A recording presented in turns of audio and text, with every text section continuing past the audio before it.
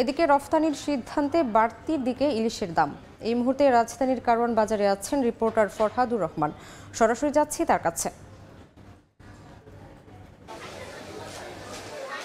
বিভিন্ন সময় ইলিশ রফতানির বিষয়ে নানা ধরনের তথ্য পাওয়া যাচ্ছিল। দীর্ঘদিন ধরে ইলিশ রফতানি বন্ধ ছিল, তবে গতকালকে বাণিজ্য উপদেষ্টা নতুন করে সিদ্ধান্ত জানিয়েছেন বাংলাদেশ থেকে ভারতে ৩,০০০ টন ইলিশ রফতানি করা হবে। এবং সেই খবরের পরিপ্রেক্ষিতে বাজারে কি প্রভাব পড়েছে সেটি যদি আমরা বলতে চাই, সকাল থেকে কারওয়ান বাজারে আছি। এখানে আমরা এসে যেটি দেখতে পাচ্ছি যে এখানকার বিক্রেতারা বলছেন গতকালকে আড়তে ইলিশের সরবরাহ কিছুটা কমেছে এবং আজকে যেহেতু নতুন করে বাজার দোকান নিয়ে তারা বসেছেন, গতকালকে তারা অন্তত 50 থেকে 100 টাকা কেজিতে পাইকারিতে তারা ইলিশের বেশি দাম দিয়ে তাদের কিনতে হয়েছে, যে কারণে আজকে তারা অন্তত 100 টাকা বেশিতে তারা বিক্রি করছেন।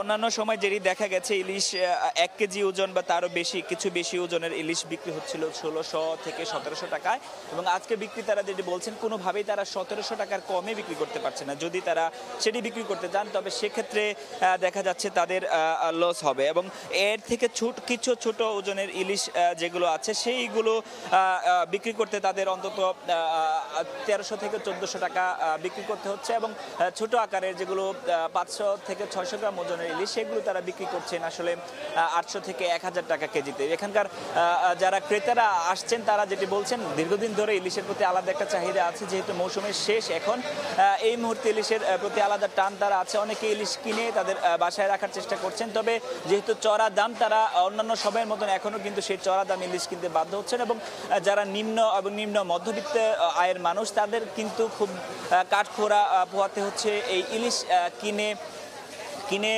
ইলিশ খাওয়ার ক্ষেত্রে।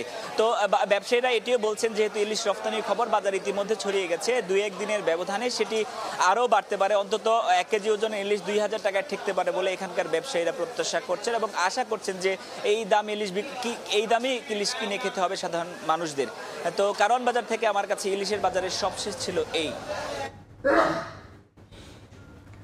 সরাসরি যুক্ত ছিলাম রাজধানীর কারওয়ান বাজারে।